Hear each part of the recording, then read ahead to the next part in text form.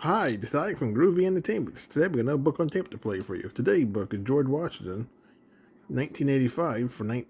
So let's get started.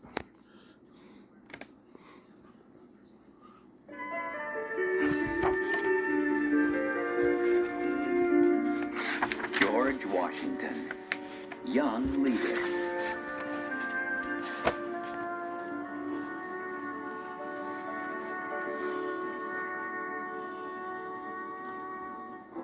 Look there, George, Augustine Washington said. He pointed to a clump of bushes. What is it, Papa? The 3-year-old boy asked. A red fox, the tall man whispered.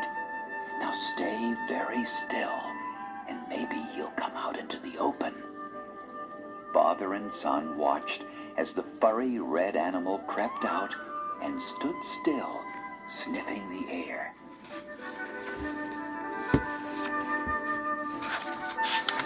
The little boy tried to stop himself but couldn't. He giggled merrily. The startled fox ran off as fast as it could. George looked up at his father, who smiled and put a loving hand on the boy's shoulder. Little George Washington was excited by everything about his new home. It stood on a hill that looked out over the beautiful mile-wide Potomac River. The place, called Little Hunting Creek, was a perfect world for the sturdy, adventurous boy. There were woods where he could roam for hours, looking for all kinds of animals and birds. Not far away was the creek, a bubbling stream filled with fish just waiting to be caught. Virginia, in the summer of 1735, was a fine place to be growing up.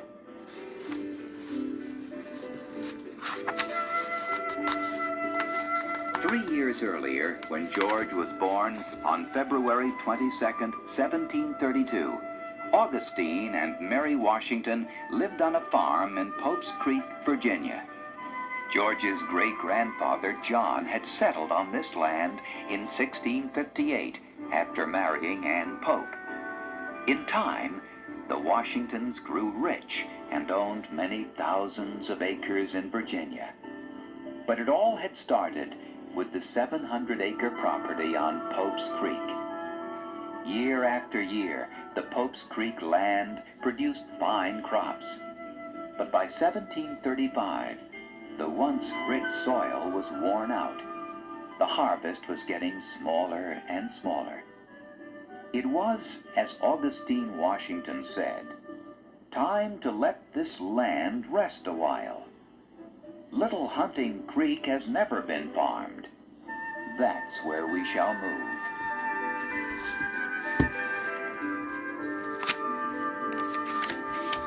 The new 2-story home of the Washingtons was small and simple.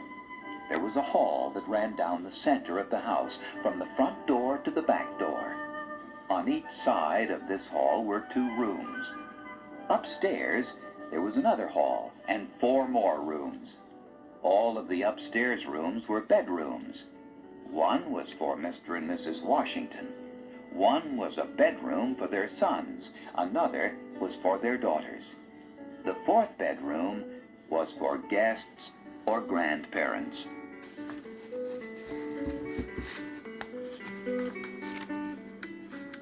Downstairs, there was a dining room, a den, and 2 parlors. An 8-room house like this sounds large and grand, but it wasn't. The rooms were very small, and there were no closets in the house. Everything had to be kept in big wooden chests standing in the rooms. Also, most families were large in those days, so if there were 4 brothers, 4 beds had to be squeezed into one tiny room. If there were 3 or 4 or 8 sisters, no matter how many, they would all sleep in the girls' room. And if there were more people than beds in a room, 2 or 3 of the boys or girls had to share a bed. Every room had a fireplace and a space for stacking wood. To crowd things even more, A colonial house had lots of chairs, a couple of couches for extra guests to sleep on, tables, and other pieces of furniture.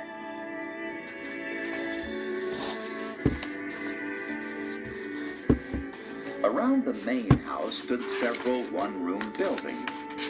There was a bakehouse with a big oven for making bread and cakes.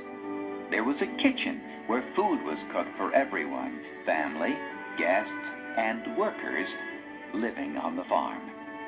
The kitchen was separate from the main house because it was smoky, greasy, and smelly. It had a hearth so big that a whole suckling pig and huge iron pots of beans and soups could all be cooked at the same time. It was good, healthful food. But by the time it made the trip from the kitchen house to the main house, especially in winter, it was usually cold. The other buildings near the main house were storage sheds, barns, stables, a dairy, a smokehouse for meats, a blacksmith's forge, a carpenter's shop, and an outhouse. The Washingtons lived at Little Hunting Creek for 3 years. It was a happy, peaceful place to be.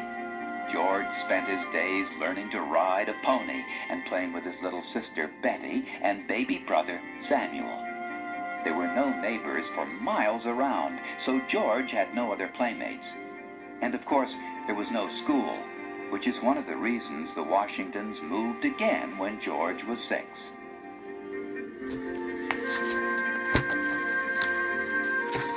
Ferry Farm, their new home, was right across the Rappahannock River from the small town of Fredericksburg, Virginia.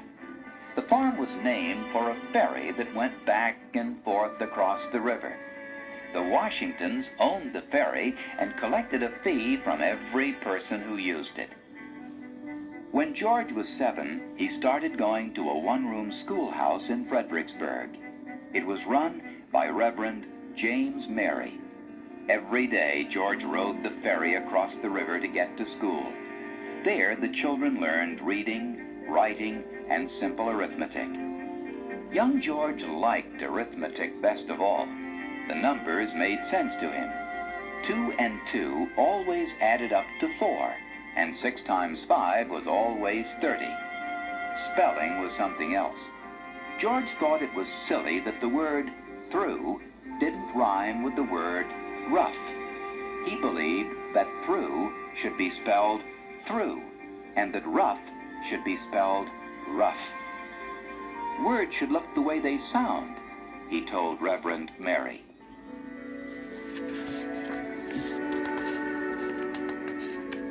The teacher smiled. Then he looked at the words George had printed on his slate and shook his head. 14 of the 20 words were spelled wrong. "There is sense in what you say, George," he said, "but you must learn to spell as we all do. If you wish to be considered a gentleman, you must spell correctly and write with a fine, clear hand." George very much wanted to be a gentleman. His half-brothers, Lawrence and Austin, sons of Mr. Washington and his first wife, Jane Butler, had years of schooling in England. Now George was setting out to be just as much the gentleman as they were. And if spelling and clear penmanship were part of it, then he would work hard to improve his. He practiced his writing over and over, trying to make the letters round and smooth and easy to read. As for spelling, George followed Reverend Mary's suggestion. Seek the word you need in the books your father has in his library. Read and try to remember everything you read.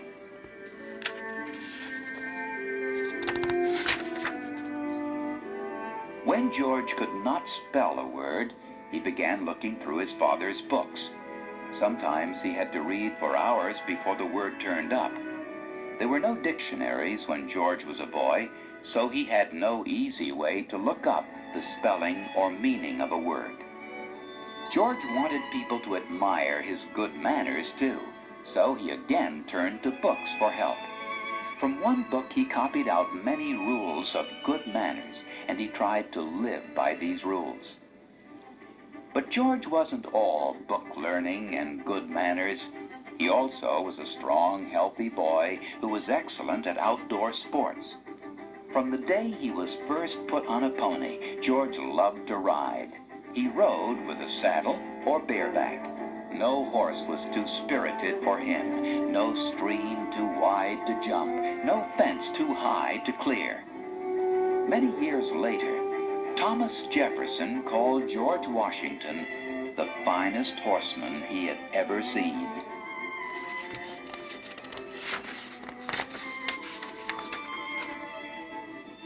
Young George was a fine marksman, too. Learning to shoot wasn't just for fun. The wild animals George and his father bagged were used as food. There were deer and duck, squirrels, rabbits, and grouse. George also practiced marksmanship with his friends. They would set up a row of 10 pine cones on a log. The boy who hit the most cones with 10 shots was the winner of the shoot. George won most of the time. Whatever sport George tried, he did well. He was the best wrestler of any boy his age and the fastest runner. When it came to throwing the bar, which was like throwing the javelin today, and pole vaulting, not even the older boys could beat George. When George was 10, something new was added to his world. His half-brothers, Lawrence and Austin, returned home. Austin arrived from England, where he had completed his schooling.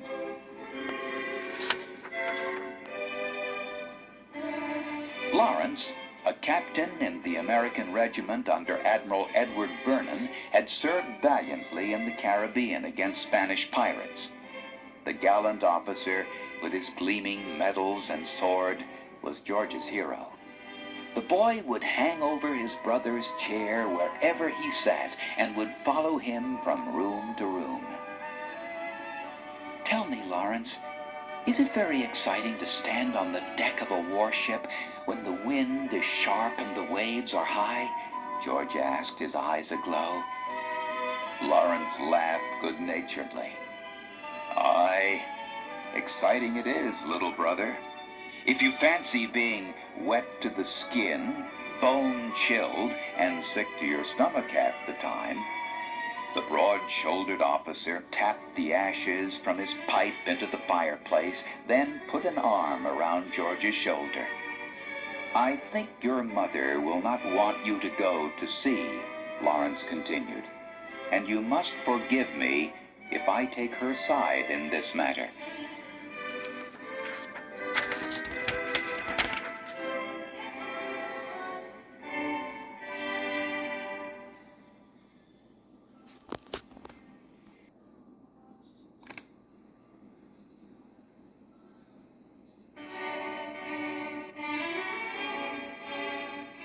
George sighed.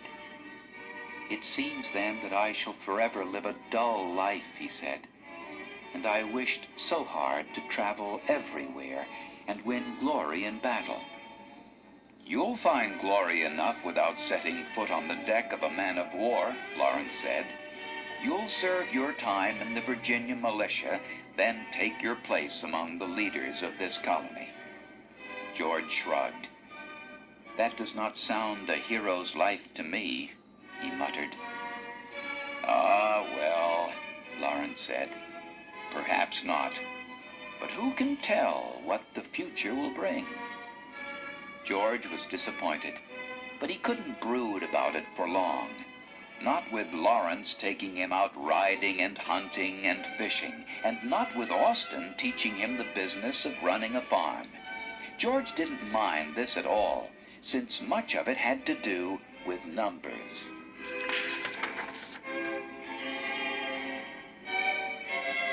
Such as the number of acres to be plowed, and how many pounds of tobacco an acre would yield, and taxes and profits, and the cost of food and clothing. George learned his lessons well. If he was going to have to be a Virginia planter, he wanted to be the best one possible. To learn even more, George was sent to visit relatives in all parts of the colony. His school days were over. They were replaced by travel, new places, new people, seeing the world away from Ferry Farm. In the spring of 1743, when he was 11, George was staying with some cousins in the Chotank district of the Potomac. This was great hunting country, and the young people were out riding in the woods and fields every day. Then, one day, a messenger arrived with word that Mr. Washington was gravely ill. George was to return home immediately.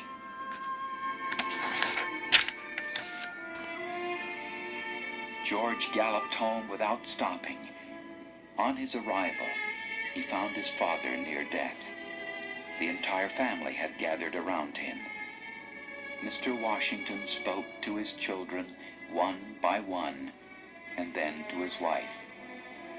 A few minutes later, he was dead. Augustine Washington left a great deal of property to his family. Lawrence, the oldest son, was given the estate on Little Hunting Creek. Austin, next oldest, got the farm at Pope's Creek and 25 head of cattle. George got Ferry Farm. Samuel, John, and Charles, George's younger brothers, received small farms. Betty, the only daughter, was given a large sum of money, furniture, and jewelry.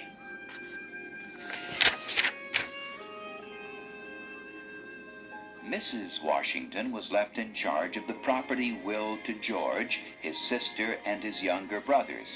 She would look after the farms until they were old enough to manage by themselves. Soon after his father's death, George went to stay with Lawrence at Little Hunting Creek. The 11-year-old still had quite a lot to learn about owning and running a farm, and Lawrence offered to teach him. It wasn't just paperwork. Lawrence also took him out into the fields, showing him how tobacco was planted, tended, and harvested. He introduced George to all the important people living nearby. He took the boy on fox hunts, to dances and dinner parties, to the horse races, and to other social events.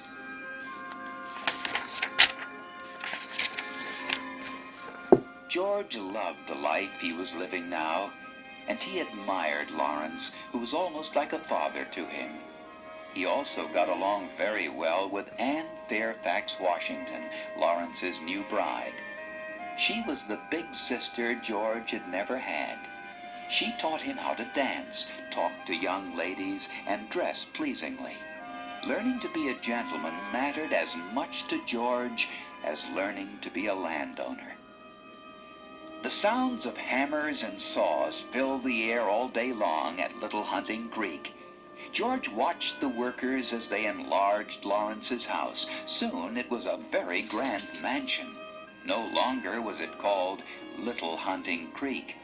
The new name was Mount Vernon, in honor of Admiral Vernon, under whom Lawrence had served in the regiment.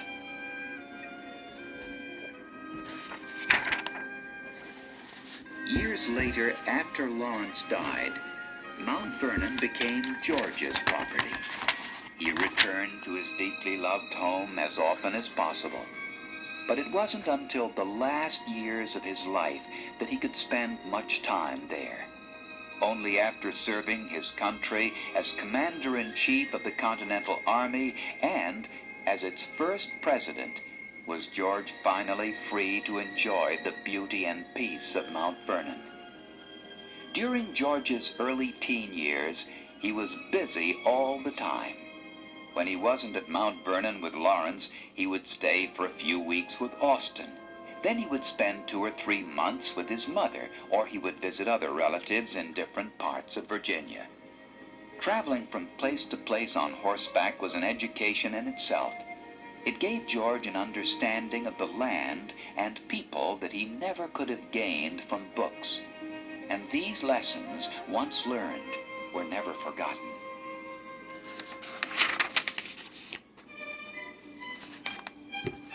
But most of his time was spent at Mount Vernon. There in 1747, when he was 15, George met Lord Fairfax. He was Anne's cousin from England. Lord Fairfax owned about 5 million acres of land, making him the richest landowner in Virginia. He took a liking to the well-mannered, serious young man, and he often invited George to be his house guest. One of the things Lord Fairfax liked about George was his willingness to learn from everything he saw, heard, and did. What is more, he was always eager to learn new skills and try new things. At the age of 14, George had taught himself how to survey land and draw a map to show the area he had measured. One of his first maps showed a survey of a turnip field owned by his brother Lawrence. He also made surveys and drew maps of Ferry Farm, Pope's Creek, Mount Vernon, and the town of Belhaven, now known as Alexandria, Virginia.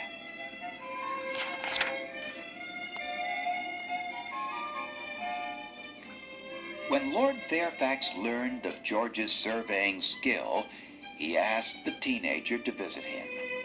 At dinner, the Englishman questioned George more closely about surveying. George told how he had learned to use his father's old surveying tools and how much he liked doing the work. "Well then, George," Lord Fairfax said, "I have an idea. It can bring rewards to both of us.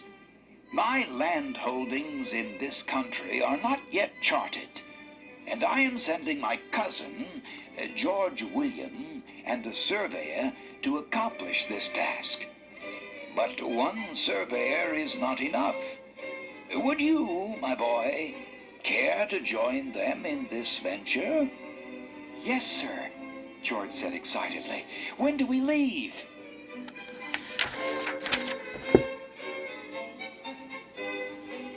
"My, what an eager lad you are," Lord Fairfax said, chuckling. "And you've not even heard the wages. You shall be paid a doubloon a day. Does that please you?" "Both the wage and work please me, sir," George said. Lawrence was delighted at the news. George would have his first chance to see the wilderness, have a job, and earn good pay. A doubloon then was worth about $20 today. The survey party left on March 11th, 1748. Spring was in the air. On that first day, they covered 40 miles before making camp. In the 33 days that followed, 16-year-old George had the time of his life. He kept the field notes for the survey, swam horses over the South Branch of the Potomac, paddled 38 miles in a canoe in one day, saw his first rattlesnake, shot a 20-pound wild turkey, and ate it for dinner.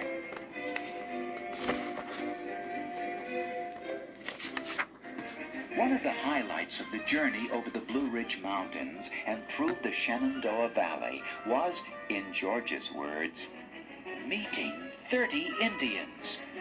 The two groups camped close together, and that night, George watched with fascination as the Indians did a war dance. All that George heard and saw and did on this trip changed him. In a way, the boy who left Mount Vernon was a budding English gentleman, and the young man who came back was an American. In those 33 days, George discovered forests and rivers and mountains, a new world that reached farther west than the eye could see. He had felt the frontier, and he would never be the same again.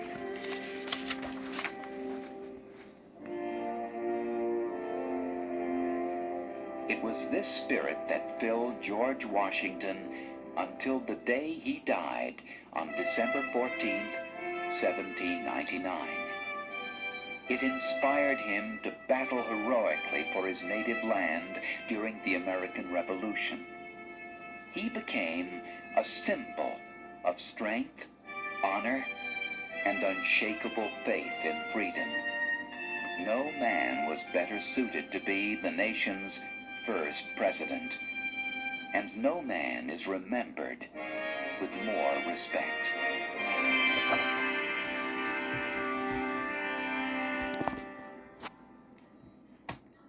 So that was George Washington for 1985. So if you like, subscribe, share, and comment, and have a groovy day. Our next book would be Middle Ages.